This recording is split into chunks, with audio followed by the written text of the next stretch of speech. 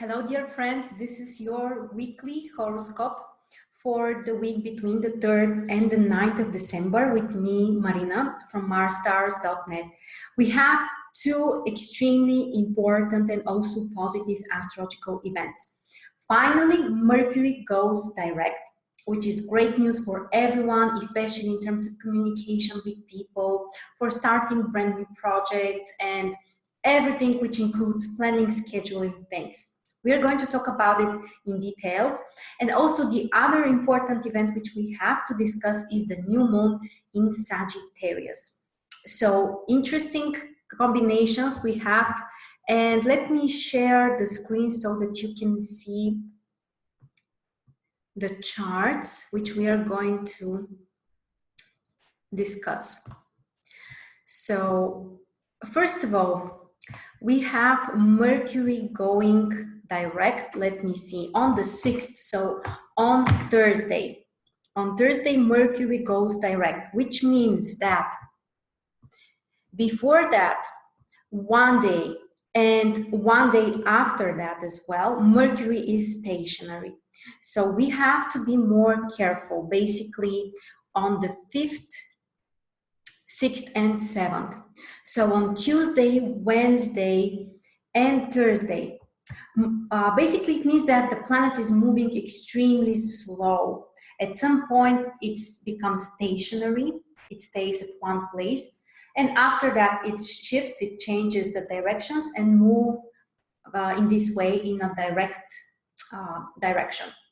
So very important time when we have to be extremely precise and careful. Be careful with documents during those couple of days. Be careful with information. Try to avoid new contacts or at least some important negotiations which you want to be clear, you want to be permanent, or they're extremely important. Of course, after Mercury goes direct, basically after Thursday, things are more positive.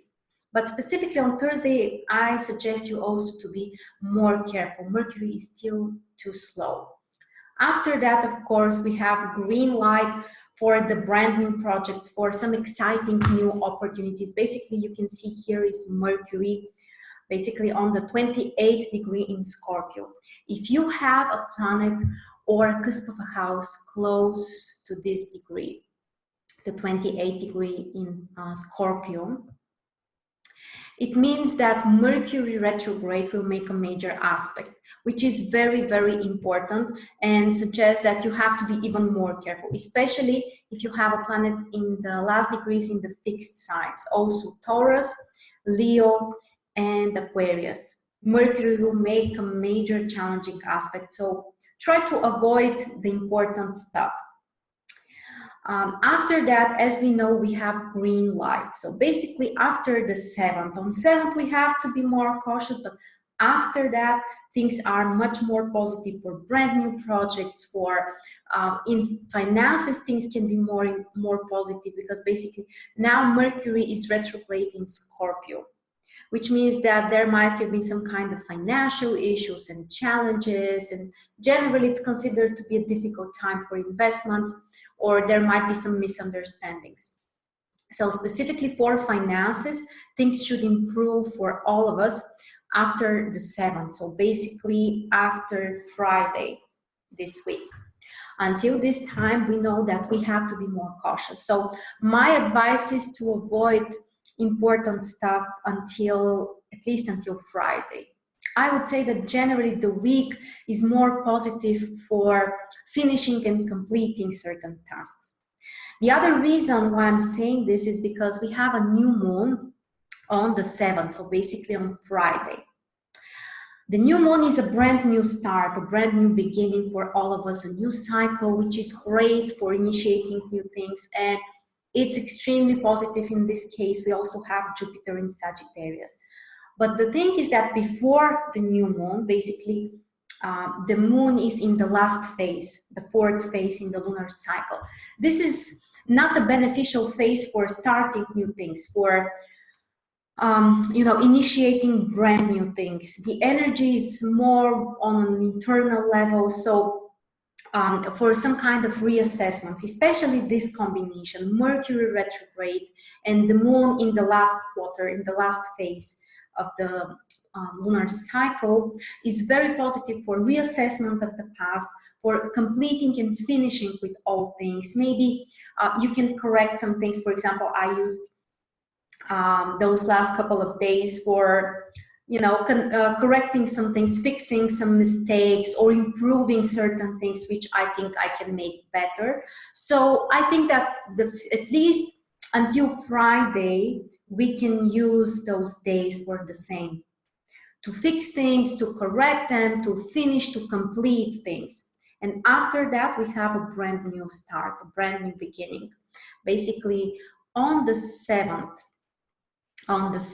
of December, Friday, we have a new moon in Sagittarius on the 16th degree. Jupiter is very close. You can see here is Jupiter basically in conjunction with the Sun and the Moon. So whatever you start shortly after this new moon, so basically the exact day of the new moon is not beneficial, but after that, so after Saturday, or in the first couple of days during the week after, they might be more positive, more successful, and basically you can put the beginning of something important for your future because of Jupiter here. We are all happy to see Jupiter in Sagittarius. It will stay there basically until December 2019, so almost 1 year from now. But now that the new moon is there, close to Jupiter, it awakens this energy. It increases and makes the energy even more positive, even more beneficial and more charging. So use the weekend, so basically the 8th and the 9th of December, and maybe even the next couple of days after that, for setting up some new goals. Don't be afraid to dream, to be open for new opportunities, to educate yourself, also for wisdom and feeling inspired to do something. This new moon can be extremely important. Also, let's look at the aspects. So we have Jupiter in conjunction, as we said, but we also have Mars and Neptune squaring the new moon. Mars and Neptune are in conjunction in Pisces. So basically, this is a tough combination, which suggests that we need to be very careful and to be more realistic about our dreams and expectations. We have to set free from all kinds of illusions. The challenging aspects of Neptune, like this one, require from us to face with reality, to see the truth. And sometimes it could be painful because, we love our illusions. Usually they are beautiful, they are great, but it's time to be more realistic. And also it's time to take action. Mars squaring the new moon can actually charge us with incredible amount of energy. Sometimes it could be excessive, sometimes it could bring tension. Of course, the squares for Mars are challenging, they bring tension, but they also bring incredible motivation. So it's not only about dreaming. This new moon is not only about dreaming and setting the goals, but also we have to remember that we need to take action. And of course, find out where is this new moon falling in your chart. The exact degree of the new moon is on the 16th degree in Sagittarius. So find out where is this position in your chart, especially for the fire signs, Sagittarius, Leo, and Aries. This is incredibly beneficial new moon. Basically, it's time for new opportunities. It's time to look at the future. For all of us, this would be a great time for education, for improving our skills, receiving support and guidance, and so many wonderful stuff. So remember, guys, the new moon is on Friday, the 7th of December. Until that time, as I told you, my advice is to focus more on completing old things, finishing with old stuff, but not so much, the energy is not so active on an outer level when Mercury is retrograde, and also when we are in the ending phase of the lunar cycle. Also, we can see that we have many water planets during the whole week. As we know, Neptune and Mars are there. They will stay during the whole week. Mercury retrograde in Scorpio. Venus is also in Scorpio. So basically we have 4 water planets. At some point also the moon will be there. Basically part of Monday, so from Monday around the second half of the day, and also on Tuesday and Wednesday the moon is in Scorpio as well. So basically during those couple of days we have 5 planets in water signs. So we might be more emotional, extremely sensitive. People may feel more vulnerable. Generally, we know the Scorpio energy, especially the moon in Scorpio, can bring certain emotional challenges, or can make us feeling too dramatic about something. And Venus is there as well. So basically the moon will join Venus. This would happen on Monday during the evening. So this is a very emotional combination, because both of those planets are not feeling comfortable in Scorpio. The moon is in a fall position, Venus is in a detriment position.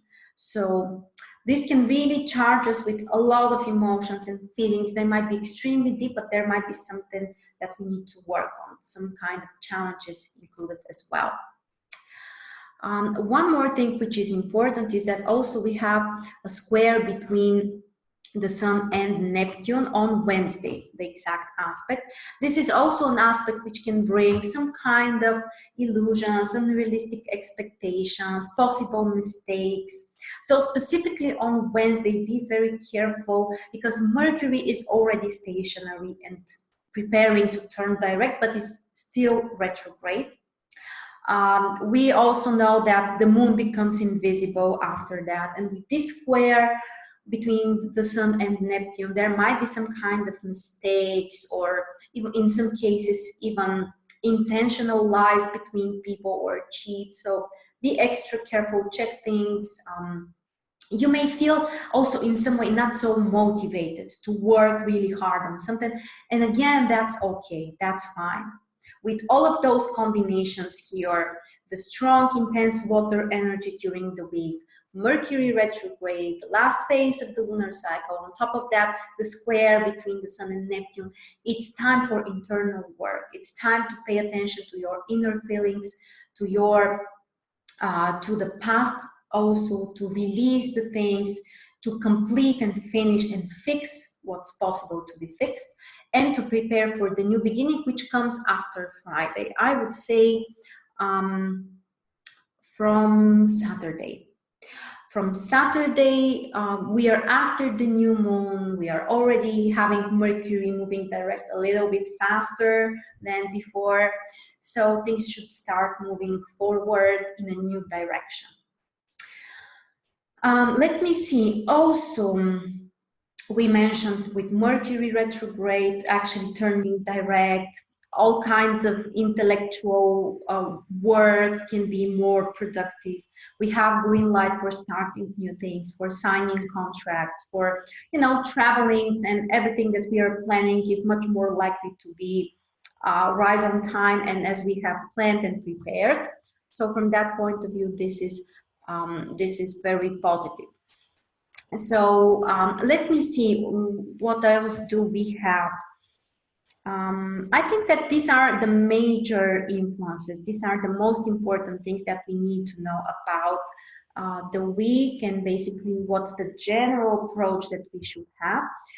Also, you can watch your daily horoscopes for each day in order to prepare for a concrete day. Basically, you will know all of the aspects. So don't forget to subscribe if you are not subscribed. Prepare for the new stuff. They are coming really soon. Also, let me remind you that the 2019 Astrology Calendar is still available. You still have the chance to order your copy. This calendar includes the heliacal phases of the planets for each day of the year. Basically, it explains the visibility, when certain planet is visible, when it is not visible. This is one of the ancient ways to prepare for things and to pick up the best periods to start something. Also, the astrology calendar includes the exact aspects between the planets, the major aspects, the interpretation, so you will know how to prepare, what you can expect from certain planets, and basically planetary combinations as well, ingressions of planets in different signs and their interpretation, lunations, eclipses, and some other stuff as well. And don't forget that the 2019 extensive horoscopes, which are completely free, are already recorded. You will find them on my channel. My advice is to listen to your sun and ascendant sign in order to prepare for 2019.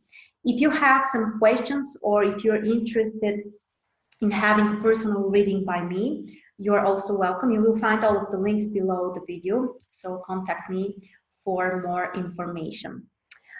That's the most important for next week. Thank you so much for joining me, and I'll see you really soon.